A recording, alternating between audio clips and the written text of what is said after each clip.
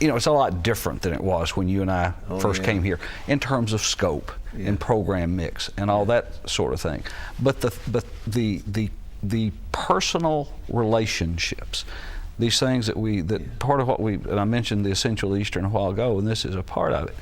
When you think about, Bill, the way people, especially faculty members and others, are hired on this campus, their colleagues are involved in that decision-making process. Yeah. And I think especially the faculty on this campus and the academic leadership have always done a very fine job of hiring people who value those same sorts of things. I think it's like an institutional cultural DNA.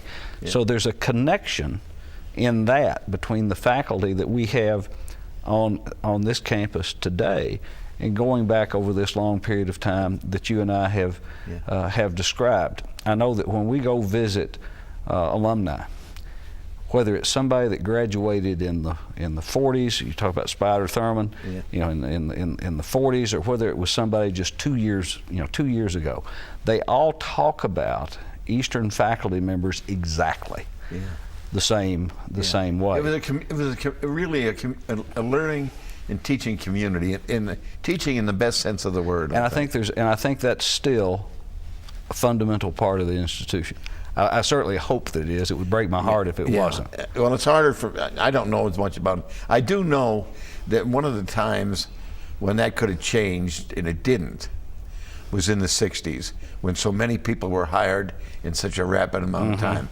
Because I can remember when I came back in 61, those of us who were new were in a receiving line at the first faculty dinner, and the old faculty would come by to shake our hands.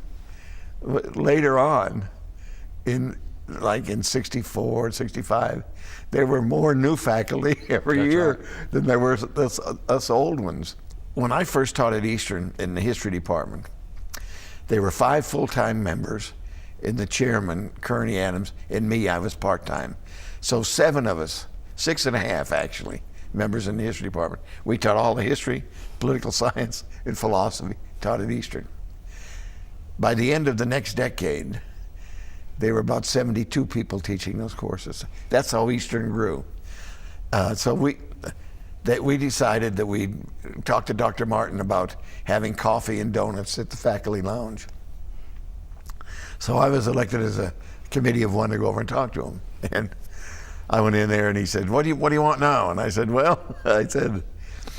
were talking about it at this last faculty club meeting, and we would like to open the faculty club up and have coffee and donuts. And Miss Ballard said I had to come over and talk to you about it if I was going to do that. And so he said, well, you're not going to have it. He said, because everybody will be over there drinking coffee and smoking cigarettes, and students wouldn't be able to find you. And So I left there, and I was walking back, and Dr. Black caught me. He says, Bill, you look like you lost your best friend. I said, well, I guess I almost did. And he said, what happened? And I told him. He said, Dr. Martin can't stop you from using that room. I said, why? He said, well, when they built that building, they didn't have enough money to finish it. And they garnished the wages of every faculty member at Eastern for a period of time until it was paid for. And we paid for that room. So I went back immediately, and I told Polly Gorman, I said, Polly, I need to see President Martin. She said, you just saw him. I said, well, I need to see him again. She said, what about this time? I said, same thing. And I went back, and he said, what's wrong? And I told him what it was, and he said, are you sure? And I said, I'm not sure. I said, but Dr. Black's sure. And I said, I've never known him to be wrong, something like that. And you remember how that office was. He was way in the back there, and then that office you all had. JC's was right there, and he said, he didn't even call him. He said, JC, get in here. And JC came in. He said, tell him that, Bill. And I told him, and he said, JC, you go back through the minutes of the Board of Regents and see if this is true. Less than a day, he called me back, or 2 days, I guess, and said, Bill, you're right. Dr. Black was right. Mm-hmm. That was like in the middle of the week. The next Monday, he had coffee pots, donuts, and he'd hired Joyce Her husband was a custodian in the university building, but he had hired her to run the thing. Yeah. And of course, you mentioned JC, and I'm sure we're getting close to running out of time here. But we haven't even talked about JC Powell, who was as fine a friend as either of us. Oh, I know. Ever had, and or even or even President O'Donnell. We not mentioned. And President O'Donnell always felt good about him because he always was so nice. I remember one time there was an election going on, and one of the candidates had his thing on with his picture right it was for governor right in front of our place down in Vets Village, and they put him up that day and that night. President O'Donnell and Mrs. O'Donnell drove around and took them all down. They didn't want to make anybody mad at him. JC, on the other hand, was more of a manager. But boy, he became a manager when Eastern needed a manager. Yes, sir. I had somebody in Frankfurt tell me one time that Eastern was the best managed school in the state. And I think they were laying it sort of at JC's feet, I assume, because that's the way they told it to me.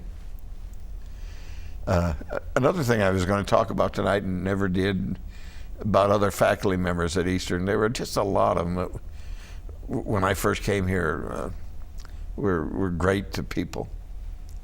And I didn't put. I would have. Well, I guess part of what we're up, you and I are up against here is there's just not enough time. That's right. To share every story that we would like. I can tell one other story about an Eastern president.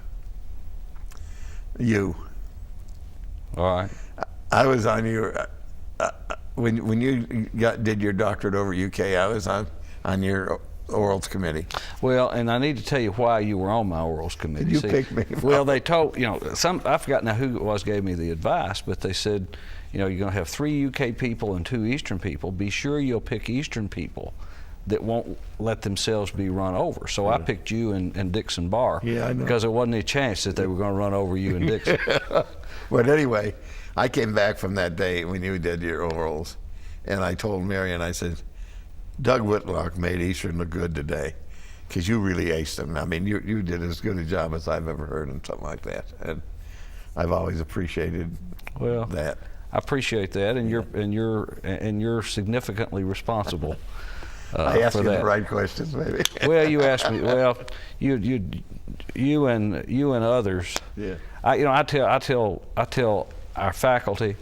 I especially tell our students and our alums, and our alums know this too.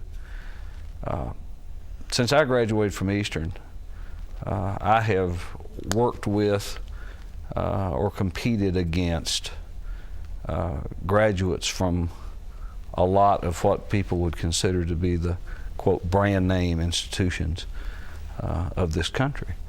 And never once have I not felt that my Eastern education was not equal to any that these other, none of them were any better prepared than I was. And I hope we're still doing that here. I really think that we are. I shouldn't say this because it sounds like I'm patting myself on the back, but when I was a graduate student at Vanderbilt, I was considered to be, from the faculty there, one of the really good ones. And I came from Eastern, and when the year I went there, people, the new students were from Eastern, Harvard, Yale, and Princeton. Yeah. And me. Well, Bill, I've really enjoyed this, but I do too. I don't think we need to wind it up. They're going to have a hard time editing this one down to some manageable. I don't think there's anything on it that they really want, but. Well, and that's we'll wrap this one up. Thanks for watching EKU Then and Now. Bill, enjoyed it. Yeah, I wish I'd thought of the things I had intended.